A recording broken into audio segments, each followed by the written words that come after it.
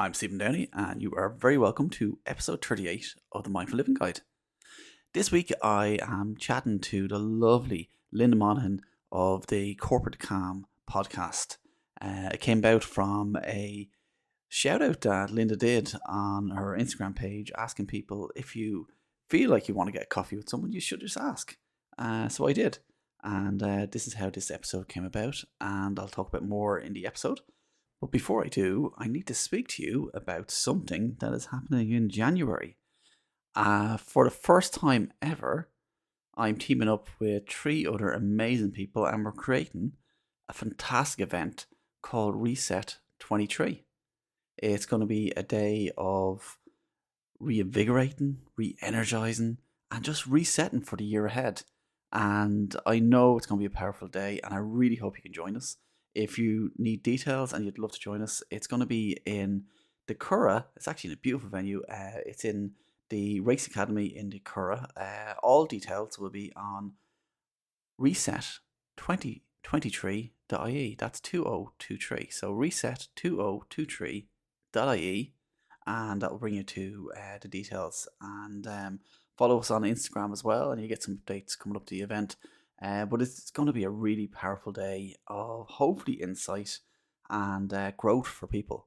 And I know I have been so energized when I'm just in a room with people and just soaking up that energy from like-minded people who are on similar journeys. And I'm really excited about the workshop I've created for it. It's something I've been passionate about, and it's about teaching people to dance. I've often talked about pausing, but sometimes in that pause, we have to learn the dance that we want to look at each day and enjoy. And whether that's a slow set, whether that's a party beat, or just embracing those moments that create that dance each day. And I'm really excited. I really hope you can join us. But back to this episode. It's a really, really nice conversation. I really love it.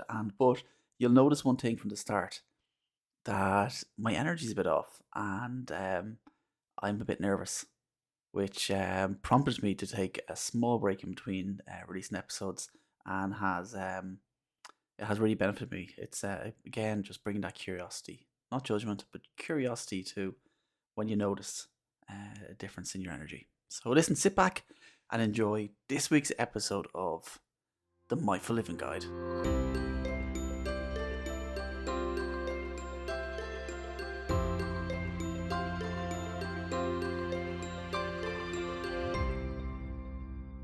You're so welcome to this week's episode of the Mindful Living Guide. I am absolutely delighted to have a guest on who's also a podcaster and knows this industry really well. How often have you asked yourself, I'd love to have coffee with someone? Our guest asked that question recently enough on Facebook or on Instagram, but she followed it up with, why don't you do it now? Before you turn off your laptop, just do it. So I had been listening to this person for a while, and they kept coming up in my feed, and I said, why not? So I reached out, and today, myself and Linda are going to have a great chat. And Linda realized that her professional life was at odds with her personal life after 15 years in the corporate world. She had 2 children in quick succession, and when a career she loved no longer loved her, she made a decision. Linda Monahan, you are so welcome to Mindful Living podcast. Thank you, Stephen. Thanks so much for having me on. And here's to the coffee. Here's to the coffee. well needed. Do you know what? I actually just realized while I was introducing you, I'm actually nervous. I haven't been nervous on a podcast in a while. I don't know if it's because you know your stuff as well. Would you be grilling me?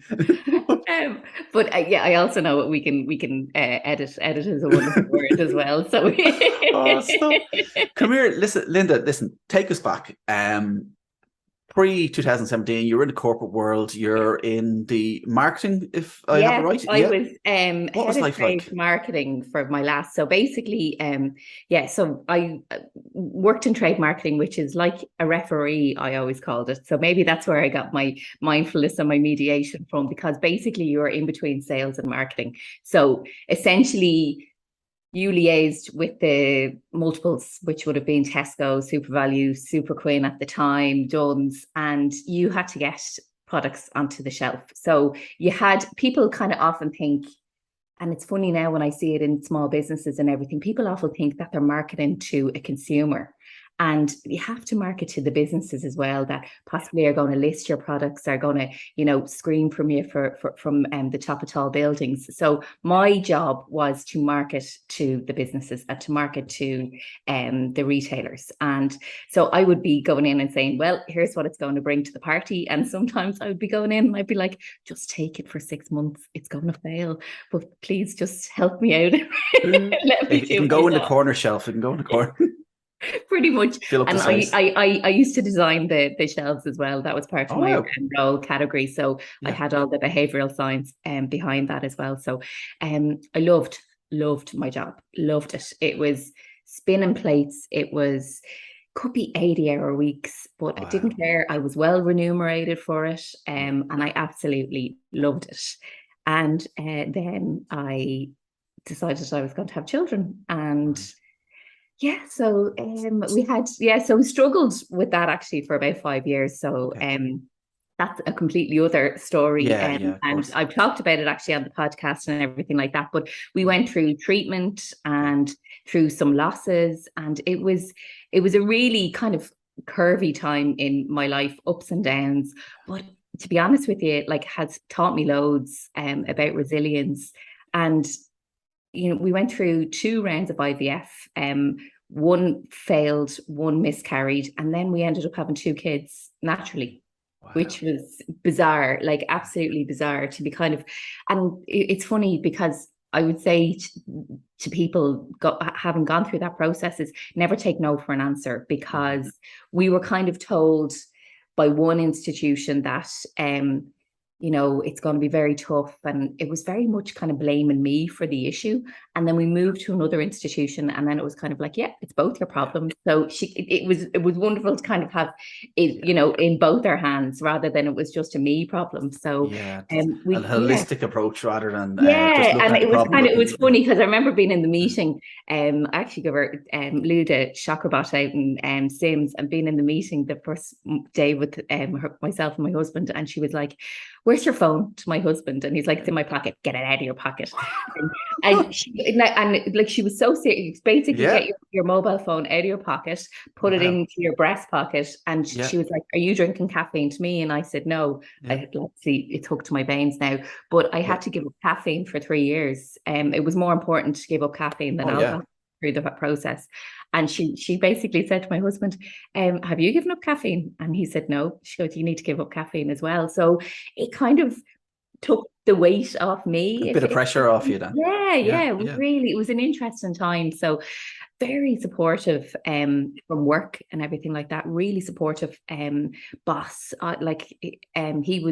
He understood what was going on, and I was really lucky. We were in an office of 30 people, and another woman was going through the same thing at the same time.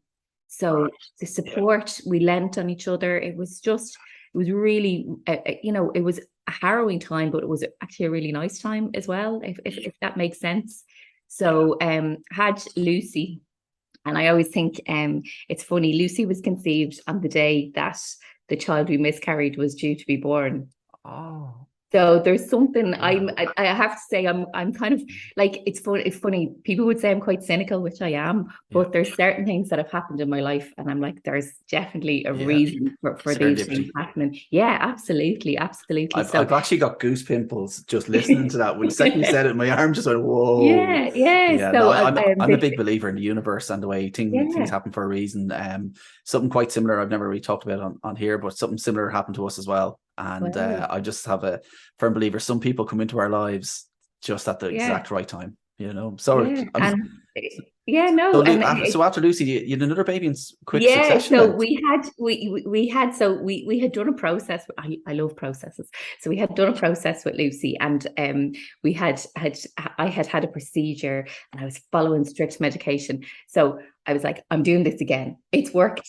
I'm just following the same. And I was due to have the procedure on a Monday in November, and on Friday I took a pregnancy test, and I was pregnant with Gus. So I didn't have to do any of the proceed. So it was just, I don't know. It was all very, very magical. So I basically nearly went back to work pregnant, and things had changed in the job and everything like that. And it's funny, I still worked as hard, but I negotiated hours where I went in for from 8 until 4. But I used to go in for about 7:15 because beating the traffic, I lived in Bray, I was out in City West, and I'd go in, get my coffee, kind of relax, and set yourself Yeah. up for the day. And I would leave at 4 o'clock, and I would get these looks at 4 o'clock going, "What a half day." And I would have worked like boom, boom, boom consistently. And on a Monday morning, I'd see like lads in the office and they're on looking at football scores to like half time. You know what I mean? Yeah. Like, and just getting that kind of, so yeah, it was it was an interesting time. So I had Gus. Everything was great. It's funny now they're 6 and 7, and there is 4 months in the year where they're 6 and 7 or 5 and 6, and people are like, "Oh my god!" But they're the best of friends. So it was all it's brilliant. But I went on maternity and felt very excluded from the office. There was 5 or 6 of us on maternity at the same time, and yeah, just weren't like, there was a lot of things that we weren't invited to and should have been. And I mean, a lot of people don't want to be invited to things while they're on maternity leave, but it's nice to think that you're Yeah. You're included, thought I of. suppose. Yeah. Yeah, because Yeah. actually finding, like, obviously I did a little bit of investigation, but it's actually it's discrimination not to be invited to Oh meetings, wow. weekly meet. You are meant to be invited via email to all your meetings, so there's so much because it's just all about inclusivity, I suppose. Yeah. Yeah, so So the atmosphere was changing. And the atmosphere was, yeah, you know, definitely. could I ask though, Yeah. when you were saying you were leaving work at say 4 o'clock, and you had set all this up, you knew yourself all this was arranged, but do you think there was like, because I know myself, I've done something similar in the past, and there was like an internal kind of stigma that you give on yourself that I'm letting people down as well. I don't know if I ever felt like I was letting people down. I was under pressure Yeah. because I suppose in that position, it's funny because it teaches you definitely not to be a perfectionist. I Yeah. would say Yeah. that within corporate, I don't know if you experienced this, but there is an element that you work to kind of 70 to 80% because Yeah. you can't work to 100% because you'd never get stuff done. Yeah. It's about spinning those plates and Yes. getting things done and to be honest with you, nobody ever really knows. And it was funny, I was having this conversation over the weekend. If my job didn't get done, nobody's going to die either. Yeah. Do you know what I mean? Yeah. It's important to a share price and to the bottom line, but Yeah. essentially, nobody's going to get hurt Yeah. if a product doesn't go onto the shelves. Mm. So I don't think I ever felt like I was letting anybody Yeah. else down, because maybe that is the stigma, because I don't think I ever really did. But Do you know what I mean? the reason I bring Maybe that up, because I'm sure that other people never felt anything like that. But I know from my own thing that if I had to leave earlier for something, I'd feel like, geez, I should be there. I should be. And I feel, do we push ourselves more in yeah. corporate world than we should be? And it's funny because you're still doing the same amount of hours. Oh yeah. You're still, and it's even now you can see it with friends that are still, like my husband and friends that are still in that environment. And I'm sure you might feel it as well, Stephen, that we're so much more accessible than we ever are since COVID. And there is very little switch. I think it's so important now for everybody to create these boundaries, because if you don't create them, people are just going to take advantage, and employers are just going to take advantage, because if they can feel they can get something else out of you, they will. So it's definitely, it made me very resilient, and it made me kind of, I suppose I wish in that last kind of 9 months in the workplace, I wish I had been as strong in my previous work life as I was in those last 9 months. And I was pregnant in those last 9 months, that way. But I was really headstrong on what I wanted, and how I wanted my kids to be minded. And Lucy was 3 days in a creche, but she was with her one grandparent one day and one grandparent the other, just to kind of mix it up. And I was very conscious that I had to get to that creche by 4:30 because you were only paying a certain amount to the creche for that benefit and everything like that. You know what I mean? Because you had made, and I suppose it is putting pressure on yourself because you had made a promise to people. And I Yeah. think sometimes going down that M50, like you'd arrive at the creche and go, "How did I get here?" Yeah, that's it. You're planning the world on the way. Yeah, yeah. So, Wow. yeah. So So, something changed then. Something was it? Did you go back to work after oh, Gus? You didn't. no, Okay. no, I didn't go back to work after Gus. I didn't go back to work over money. So something changed in my contract. Right. And I had said, as I said, things had kind of taken a turn from the worse and how I was being treated. Hmm. And not to dwell on it No, because no, no, not at all. really, it's Mhm. beyond that, but Yeah. it's funny how people always, people do get bullied in the workplace, people, but it's never anybody that's listening now who's experiencing something maybe traumatic in the workplace or Yeah. they need to stand up for themselves. Look at the facts and the technicalities, is what I would say to them, is that because I you can never really get somebody on how they're treating you because you can't really prove that. Do Yeah. you know what I mean? Yeah. But if they've done something that's against your contract or again, there's always kind of another way to kind of skin a cat, if you know what I Yeah. mean. So I would say, if you're feeling at a loss in the workplace at the moment, keep a diary, Hmm. of what's going on and everything like that. But it was down to facts and technicalities that we parted ways. So we did that. I didn't go back to work. I was due back in around June 2017. And I turned 38 in the April of 2017. And the same day I turned 38, I started training to be a PT. So I went Wow. into I went into this the National Training Centre in town, and I could have been some of their mothers. Like there was Right. 80. And I have to say it was amazing. I met these probably 25, 30 people and all different age groups. There was people younger than me, older than me, Yeah. but a really nice group of people and really energetic and oh my God, amazing. Like there was women and men studying for their business degrees, their marketing degrees, their science degrees, and they were doing this on the side so they could go and travel. So basically, Wow. they're in their early 20s, they're in their Mhm. maybe second or third year of their degree. Oh, what can I do? So they're training to be PTs to go off and do their couple of years travel and have their degree under their belt as well. Like really savvy Yeah. kids, Yeah. And really I savvy think we kids. see that a lot these days. That there's the idea that the side hustle, the thing that that keeps you going while you have your long term plan, Yeah. and it's Yeah, amazing. amazing, Yeah. absolutely amazing. So, quite quickly realized that I was 38 and I couldn't compete. Not that I couldn't, but I didn't want Yeah. to compete with 20-year-olds who are on Instagram Mm. and have like asses like peaches. Actually, I'd like So to ask you: is it true that you weren't on social media until very recently? Was it about I two, I two, three didn't. years? It's funny. I have a marketing degree, and I joined Facebook and Instagram in 2018. Oh wow! Yeah, I You I just flew under the radar. yeah, I'm quite a private person, and it's Mhm. funny.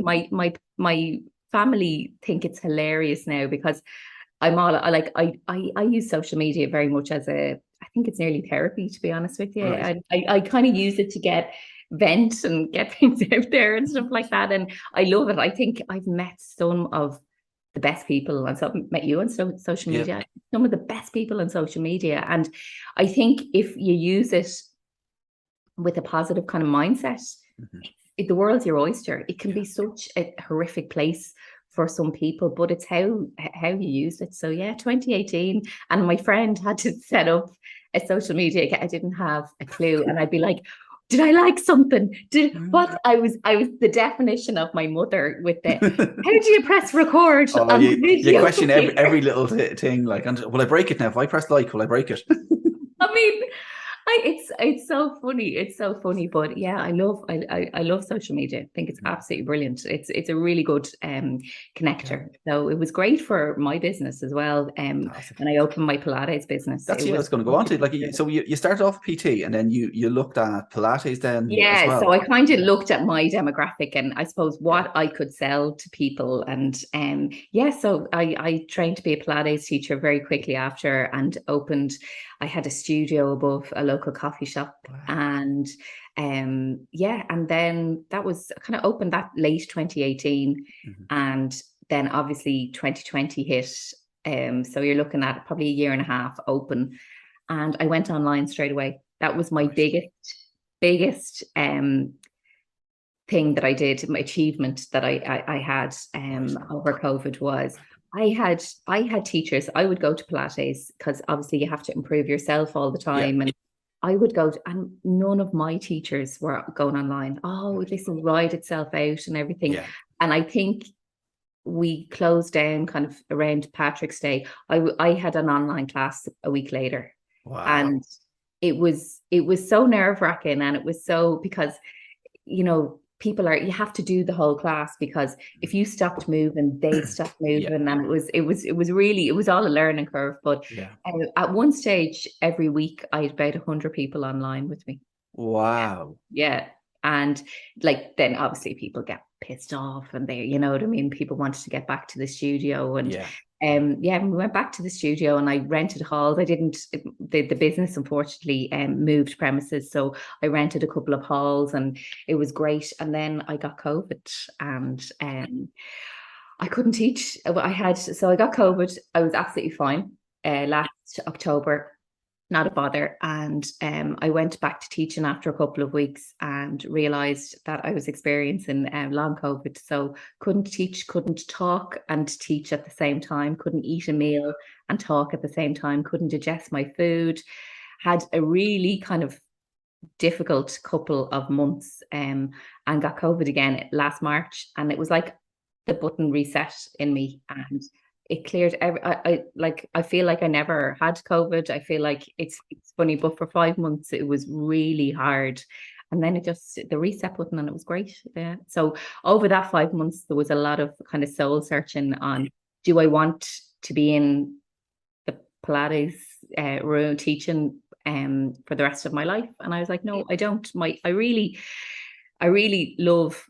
I suppose I really loved my corporate position, and I suppose I went through a grieving process after that.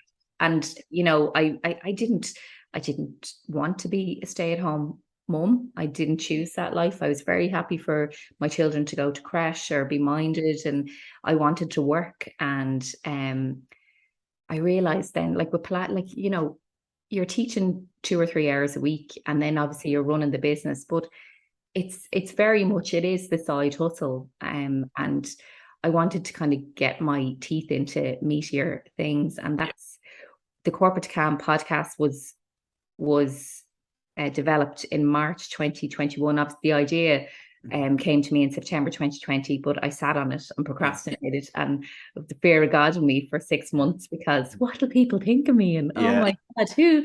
Oh God, so ridiculous. Who am I to have a voice? Like, seriously, I wish I had started it in September 2020 when I was thinking about it.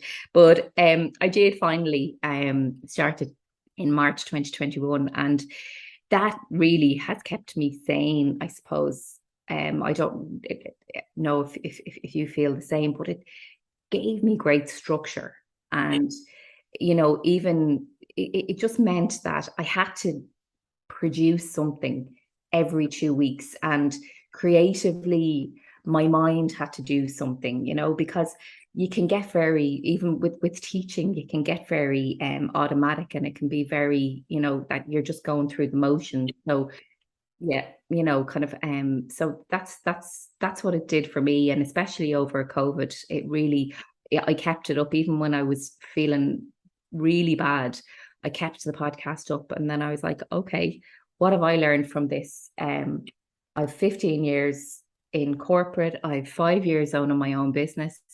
and I want to help people, and that's what I want to do. And I suppose naturally it was leaned towards women and women of a certain age, and developing the Take Your Time course. Yeah. And that's just recent. It's only very recent, actually. I only saw this morning. So basically I facilitate other wellbeing courses for other companies as well. Yeah. And I've been developing developing it for a while, and then I was like, you need to just do this, and you need to, and so basically it's really kind of three points to the course, and it's like, take your time. So it's really like, you need to take it because somebody else will. That's, I was gonna say, I love there was I think it was a story or something I saw this morning, or a reel maybe, and that's exactly the phrase that really stuck with me, is you need to take your time or else somebody else will. And it's so true that there's often that we don't put the focus on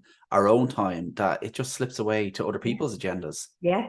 And that's, whether it's family or friends or colleagues, and then the other, take your time, because no time is the right time. You and I both know it's never a good time to do something. Like, stages of life. Did you just get your first mortgage?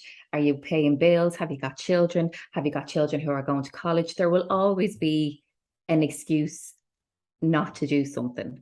And, it's very hard. And then taking your time as well is that you don't have to go to everybody else's pace. So that's the other kind of element of it as well, is that, like, what I see with people is that they say, like, comparison is the thief of joy. And I do believe that, but it's distraction as well. Comparison is just distraction, from what you're meant to be doing.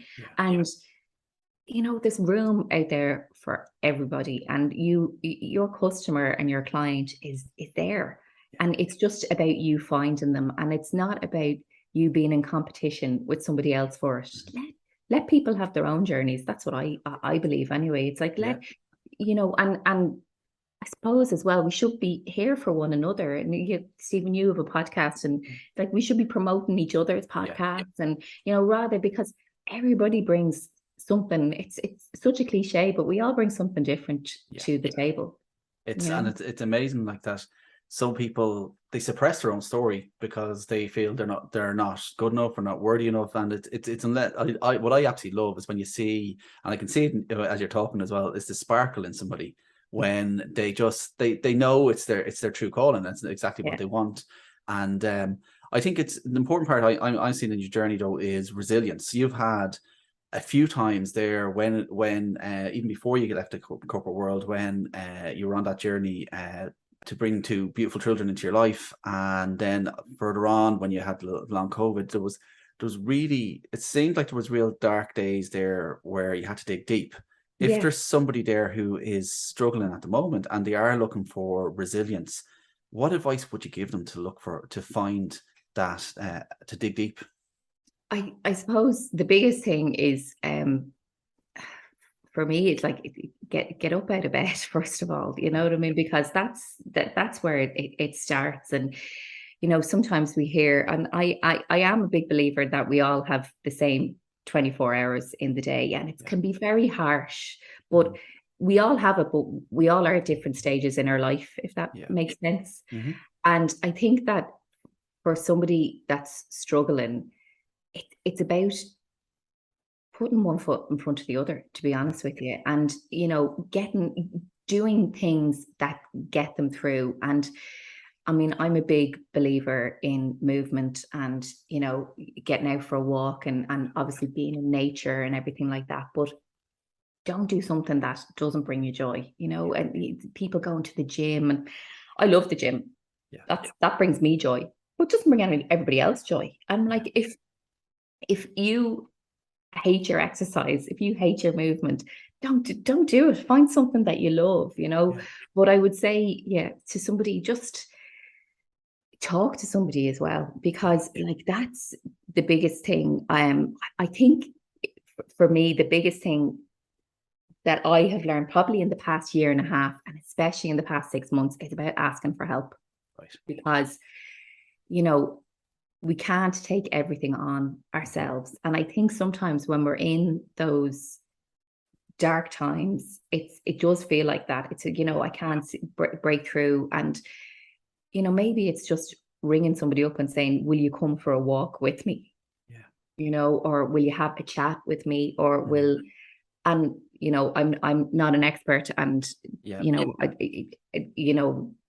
people need professional help in some cases, that way, and it's very hard to recognize when you need professional help as well, And but the thing about that as well is that all of that starts with just a conversation about opening up. And I've often said on podcasts many times about just starting that conversation with saying, and we'd be amazed how many people are willing to listen, to just to listen to our journey and listen to and can point us in the right directions. There's always some sort of signpost there that can help us wherever we are in our journey.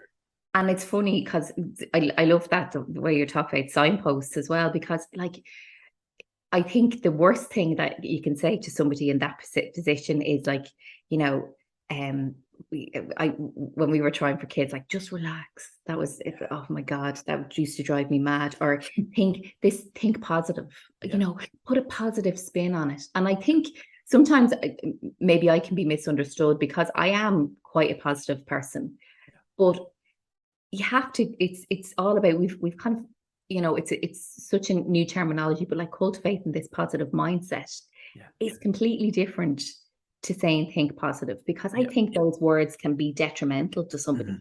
Saying, it's like as if maybe your feelings aren't valid, think positive. I can't think positive because I'm in a very negative space, or I don't feel like thinking positive. But it's probably sorry, I'm interrupting you. So I was going to say it's about trying to transition the mindset from that kind of negative kind of thinking and just seeing that I'm big into laws of attraction and just being able to see the positivity out there. And for me, I always find gratitude. It's the one little stepping stone that it's for someone in that kind of dark situation, like, you can say, listen, well, what good happened today? What small little thing happened that put a smile on your face? And you'll see that grow. You'll see that grow and grow. I love that. And that, because I think it's so funny, because sometimes when we're in that space, our minds can't switch off, and even to kind of calm down to even meditate can be difficult, and because that's a different space completely again. But I really think that if you're struggling, gratitude, oh my God, gratitude before bedtime is one of my favorite spaces to be, because it just flips your whole, if you've had a really shitty day and you sit down, whether it's with a journal, like, it's so funny because I see friends and they pile high with journals and everything like that, and I do love a journal. I do love writing things down. But even like, we've probably 10 million copybooks from kids going back to school, or you have a piece of paper somewhere and writing 3 things down and just even putting the date on it. And if you start making that like a habitual process in your life, and then looking back in it in a month's time, and looking back in it in 2 months' time, and kind of see the progression of what you're grateful for. And the biggest thing with gratitude, and I'm sure you'll agree, is meaning it. And even now, if you do adopt gratitude and you don't mean it, start the practice, and then you'll grow to mean it, if that makes sense. Because I think a lot of people, I practice gratitude, and what are you grateful? And they're just listing off 3 things every day. And I think if that's what you need to do to get into the habit, keep going. But it's to actually mean those 3 things is the difference. And that's probably a learned behavior as well. And it's something that you have to practice. But actually sitting down, hand on heart, and going, I was really grateful for an interaction I had with my kid today, and they taught me a big lesson, or, do you know what I mean? But just actually meaning what you're saying. What people should know as well is that it's hard. It's really hard. I do this thing called 100 mindful moments, and it's like a journey over 100 days of kind of looking at mindful moments. And the first week or 2 is actually not too bad, because you're looking at, I never thought of that. But then you have to struggle. But that, I think, is when the switch changes, and that you actually you're kind of struggling to find something. Oh, what else is positive? But you have a decision then. It's like you look out for something positive, and it means the mindset is changing. That we're actually on the lookout. Right, what's happened today? Something positive is going to happen today, and suddenly it starts attracting to you, and you start seeing, like, oh, that is actually and it's flipping the switch. And it's so funny because one of the things that got me through kind of with COVID and everything like that was I did the creativity and leadership and innovation course with UCD over the past 6 months, and that's been just an absolute gift. And people kind of might get a bit put off by this, but I started listening to Mel Robbins.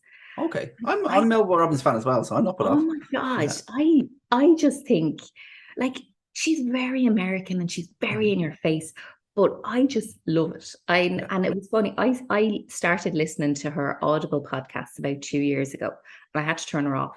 I was like, oh my God, she's a pain in the arse. And I totally wasn't ready. It's really funny how you can see yourself evolve. And I just wasn't ready for what she had to say. And then I listened back and I'm like, oh my God, that makes so much sense. But it's because I've evolved as a person as well. And I just think that, like, her message has helped me over the last 6 months as well. And just doing it now and getting it done. Like, do you know what I mean? It's just, it's nothing profound. And I'm teaching a course on Thursday, and my opening line is, it's about habits, and it's about ways in which you can create habits, hybrid working. And I'm like, there's no eureka moments with habits. There's not, because you can't reinvent the wheel. Habits are there. Getting up early, drinking water, exercising. The eureka moment is when you adopt the habits and when you start practicing the habits daily. That's the eureka moment, because it's not about, we have the 4 pillars of health. They're all there. And if you look at social media, I'm sure, Stephen, you see the same messages over and over and over again. And it's who's delivering the message. Do you like the person who's delivering the message? And that's what, that's how, I suppose you're saying, the laws of attraction. That's how courses sell. That's how Mel Robbins is, doing so well. It's because people like how she delivers the message. And, it's not reinventing the wheel, but the biggest thing is to get people to adapt to it and to take it on board. And like, it's like, consistency is the most important thing about it, and it's boring. Doing the same thing every day, but that's what creates the habits. That's what gets you to the place you want to get to. Yeah, it's like, do you want to get up out of bed at 6:30, 6:15 every morning? Absolutely not. I'd rather turn snooze on and go. And I just think that it's so funny, because that's what the new course is about. If you get up an hour earlier, it's 2 weeks extra in your year, 1 hour a day. It's amazing how it builds up. 2 weeks, and it's 2 weeks of dedicated. Like, because if I gave you 2 weeks, you might go to Lanzarote or America or something for 2. You know what I mean? But it's 2 weeks over 300 and whatever days to actually do so, whether it's read a book or have a coffee in peace. Like, that's the one thing. And you do see it with parents on Instagram. It's like having that coffee before the kids get up, and you kind of setting yourself out for the day. And it's, as you say, consistency, and it's repetition, and it's sitting down, having a conversation on Sunday night with your partner and going, okay, where do we need to be this week? Whether you have kids or don't have kids, do you have to, do you have classes? Do you not have classes? Are you, like, on Tuesday nights, I know I can't go to the gym or go for a walk with a friend because my husband plays tennis, and that's a set, and it's just getting, it's carving out that time for yourselves. Yeah. And you need to plan your time. You need to plan your time for you. And I think that's the thing, I suppose, with corporate and bringing people in to talk about well-being. And we need that 360 holistic approach, as you alluded to earlier on, because offering a Pilates class or a yoga class, or like, it's not going to cut them up. You know what I mean? That's not what well-being is. It's, looking after, making sure that if they are hybrid working, they're getting to work okay, they feel safe going to work. It's so many different approaches. But there's so many new challenges nowadays to people. That it's even like I'd say 4 times since March 2020 I've been in office, and I still get nervous traveling into the office now. It's like I've changed my whole perspective, my whole mindset of working from home. And I'm sure there's many people out there that have the same kind of perspective. It's like, it's actually it's not our normal kind of thing to go into an office, and there's so many different fears.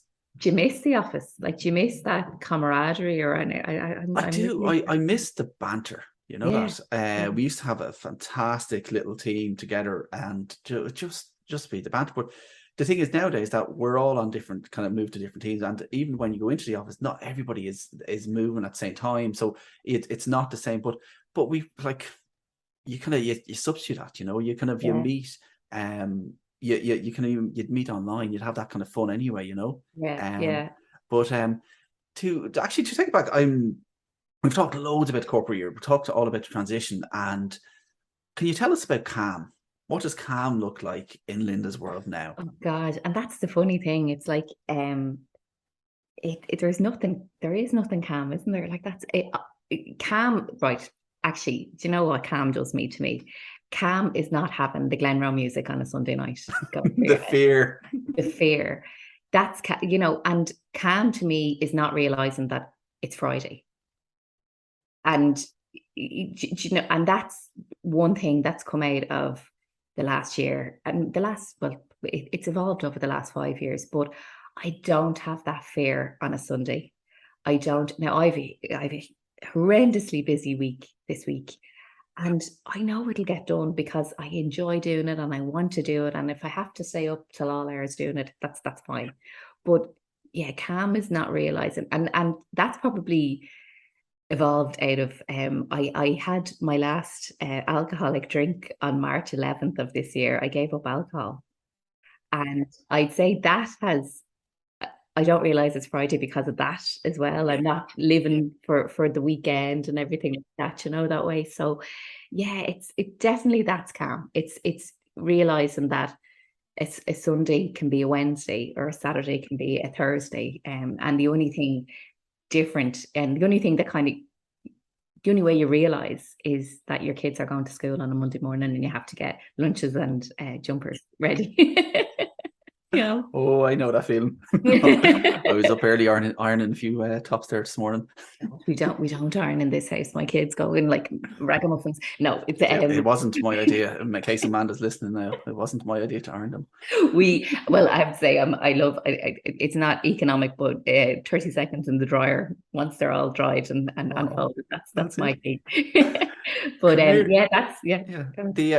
so that's okay, and I love that idea of that. Like, it's like we're not pulled towards, right, I'm living for the weekend. It's like I'm living for every day is what I'm hearing here. And you also you touched on it slightly earlier on about that you have like meditation, mindfulness it has been part of your journey as well. Yeah, I definitely it's so funny because I do struggle with meditation, because my mind is like, I find it hard to quiet my mind, definitely. And I have used gratitude as a process to quieten my mind, and that's nearly my meditation, if you know what I mean. So last thing at night, to kind of switch to a positive shift, I definitely would use that.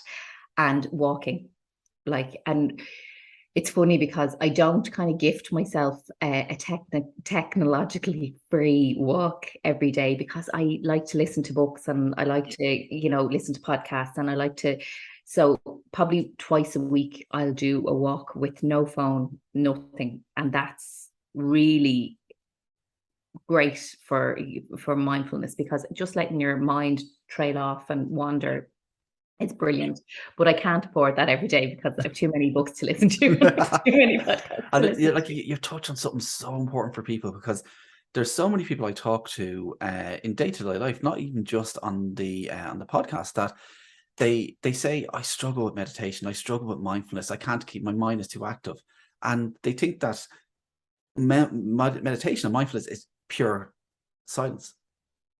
It's Mm, not. It's no. it's about building that awareness, and exactly what you just said, that you're looking at ways that I can find mindfulness in Yeah. my life, whether that's sitting down and writing gratitude at the end of the day, or going for a walk and just being totally present with the surroundings. Yeah. And I love that. I love because it's so many people think that it has to be a certain way, and that's one thing I want from this podcast, for people to realize that people practice mindfulness in Mhm. so many different ways, and Yeah. most of the time they're not even aware. And I think you've hit the nail on the head there as well, because one of my great bugbears with social media and with selling and is my way is the best way, and we're all different people and we all need different things. And I used to see it when I was teaching. I used to see it a lot because obviously the algorithm had it a certain way. And it was like, this is what I eat in a day. This is what and I'm like, I don't give a shit what you eat in a day, because Yeah. it's it's it's not about like a good PT or a good, just for an example, like a good Mm-hmm. PT will show you their clients' results rather than what they do and what Yeah. and it's not even before and after pictures, it's how they feel inside, Yeah. and that's the thing. It's like, just because I put a post up, it was a bit controversial last week, but I really just am seeing it a lot lately, and it's like, the problem you had is not the problem everybody else has. And you can't create a business out of that problem, if that may, because Yeah. just because you experience something doesn't mean that everybody else is experiencing the same thing, or it needs to be air quote Yeah. fixed, or grow in the same way. We're all Yeah. completely different. And I really think that, it's finding what's right for us, and across the board. And I love that, like about mindfulness, because not everybody can sit and switch off. And if you can sit and switch off, I love it, Yeah. amazing. But you're not better than somebody else who can't. Exactly. If do you know what I mean? Because I see that it's like, this hierarchy. Well, I can meditate for 10 minutes in the morning. Well done. Yeah. It's like my meditation is pouring a cup of coffee and sitting in my chair. I have Yeah. a space in the kitchen that I sit, and that's my happiest. So I just think that you have to be aware that, Yeah. you can't. And another thing that I see is that you can't, everybody is trying. So people are trying in, whether it's selling a product or selling, I don't know, selling an idea or values, or, because it's about helping people, but it's about making money as well. And we can't Mm-hmm. be ashamed that we want to make money either. The biggest thing is that, not to be negative about somebody else's product or service. And I see that so often. It's like, just your message should be strong enough by itself, Yeah.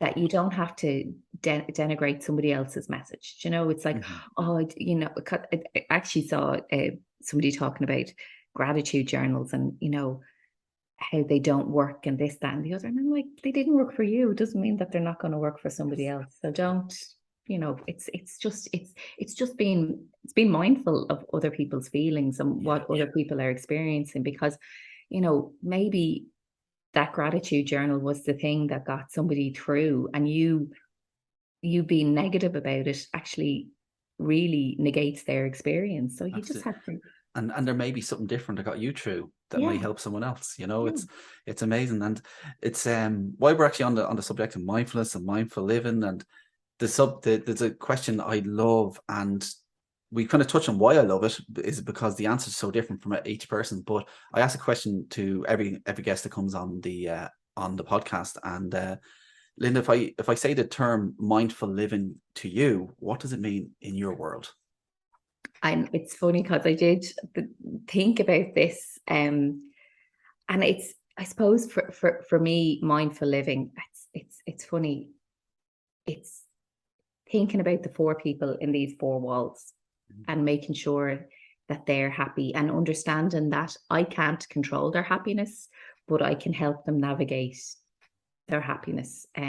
So being mindful of their journeys. But I mean, I have a 6 and 7 year old, and they might get left out of stuff, and but they have to face that on by themselves. Like you can't control their journey either.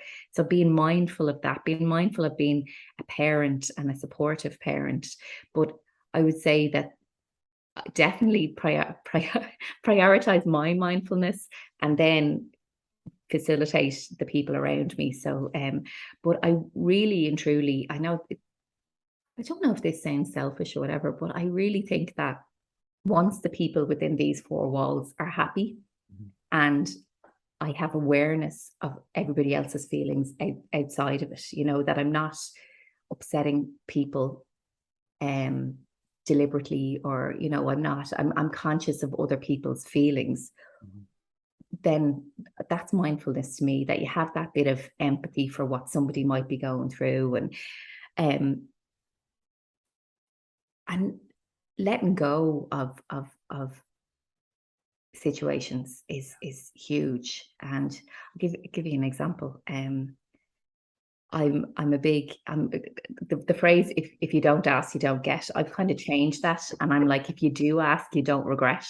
Right, I So love it. I love it. yeah, so that would be my big thing. So about a year and a half ago, I asked a very prominent Irish businesswoman to be on the podcast, and she was, yes, absolutely, no problem. And she ghosted me after 2 or 3 times, and it really kind of hurt me, that way.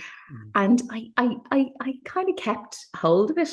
Yeah. And I did the course in UCD, and I was like, do you know what? I'm asking her again. I'm going to contact again, and I'm going to ask again. And and came back and was like, oh my God, you should have contacted me sooner, blah, blah, blah. And then ghosted me again. And I realized, and it's funny, it's a friend of mine has a 13-year-old, and one of her favorite sayings is, it's not a me problem, it's a them problem. And I was so glad I went. Imagine 13-year-old being that insightful. I was so glad that I went back and asked again, because I realized that not everything is about you. It's about it, and it's how you react to the situations. And it was really freeing, if that makes sense. And it was like, I just let it go. I sent 2 more emails, and there was no response. And I was like, you know what? It wasn't meant to be. And I have felt so free from that. And I think that it's definitely thinking that nothing is really very personal. Yeah. It isn't, it's just, there's a lot going on in people's lives, and people generally don't go out to hurt people.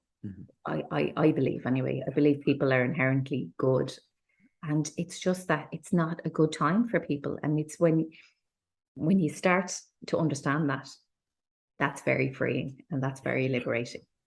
Wow. So yeah. But I think letting things go, and not being afraid of the word no, that's huge. Like, it's amazing how many times, like I actually have a 14-year-old, and it's amazing how much I can see kind of around that age group are, and that insight from your friends oh my gosh, child is amazing. But I can see they're so fearful of the word no, of what will people think. And I think it's as we grow older, we stop worrying about what people think, and it's and you'd hit the nail on the head there as well. It's like, there's so much happening in people's lives that we don't realize, and oftentimes we think, oh, it's because of something I did. And it's not. It's more than likely not. It's actually a fear in that person. Yeah. And I mean, in your gut when somebody is deliberately disrespecting you. I mean, we all know those people, and you will be a villain in somebody else's life to suit their narrative. Yeah. I firmly believe it, like, you know what I Mhm. mean? And as well as that, you'll always find that I don't, I fundamentally kind of believe that people don't change, but they evolve and Mhm. grow, if that makes sense. You are who you are. Yeah. But if you're growing and people are staying, so for the benefit, like, you know, say if you're 2 or 3 rungs ahead on the ladder and, you know, a few people are below, they're together and you might not be in those conversations, but, you know, if they're talking about you, they're talking about you. That's their problem. Do you know, it's not, you have to just let go of what people think of you, because if you're inherently a good person, you want the best for people. But as I say, you're often the villain in a story just to create the narrative for other people. And I'm the villain in plenty of people's stories, but that's their problem. And Mhm. as my friend, that's a them problem and Yeah. not a me problem. And you just, once you learn that, it's just the freedom with it as well. And my dad used to say, he still says it because he's alive. That made his head like he was dead. My dad, and it's a phrase that we grew up with, and he said that you accept what you get. So if you accept what is happening in your life or behavior from somebody, you're going to keep getting it, Mhm. you know. And it's like, I hear, it's probably a very generic thing to say, but I hear from so many women about, oh, it's such and such, he's not helping with housework and he's not doing this and he's not doing that. And I'm like, well, change that. To have a conversation. They don't know that you're annoyed because they're, and it's so, I don't mean that to be so, it's kind of chauvinist to, you know, it's just an example, Mhm. but it's like communication works both ways. And how does somebody know you're annoyed with them if you haven't told them? I think Or communication is one of the most important things in life. yeah, It's like just letting people understand where, because there's an awful time that we can walk around with a chip on our shoulder or a huff about something and just chatting. It's like we went back earlier and we were talking about just opening up conversations, just chatting and just saying, listen, this is what I feel. And if we could do it in a non-judgmental way yeah, and just chat about it, yeah. sometimes we can be pretty surprised by the results. And Yeah. the other thing is definitely, and for me anyway, it's worked. But surrounding yourself with like-minded people and people that are going through the same journey as you are, and that's Yeah. why networking and community is so important. Mhm. If you have a business, go out and meet people and ask for that cup of coffee, because honestly, it can be life-changing. The amount of business I have gotten through just, you know, and it's not you're DMing somebody to get business. You are Yeah. actually interested in them, and then it just, oh, I know somebody who might know somebody, and it's the different Yeah. connections and everything like that. But Absolutely. I think don't that rely it. I was going to say, like, I think that's a lovely way to finish our conversation, because Yeah, I am so grateful that I reached out when I saw your message asking yeah, for someone to have a cup of coffee, and just to reach out and just have that chat, because I know I've learned an awful lot through this conversation, and I know also our yeah, guests yeah. will. Um, Linda, if people, we mentioned the course, Take Your Time, and I'm sure there's more follow-on course going to come as well in the future. If people want to contact you, what's the best way to people get in touch? Instagram, for sure. So corporate cam on Instagram, all That's one word, and I'm across all platforms for the podcast, and Linda Monahan with no G for LinkedIn. perfect.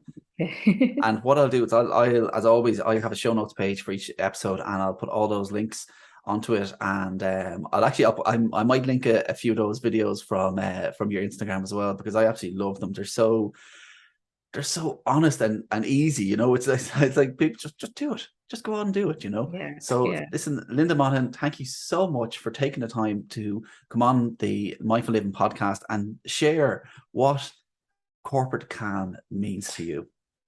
Thank you, Steve, and thanks a mil for having me. So there you have this week's episode of the Mindful Living Guide. Thank you so much again for listening to the show and the reviews I've been getting. If you haven't yet, I'd love if you either follow the show on Spotify or if you're on Apple, if you can leave a review, and it really means a lot in getting the show out there.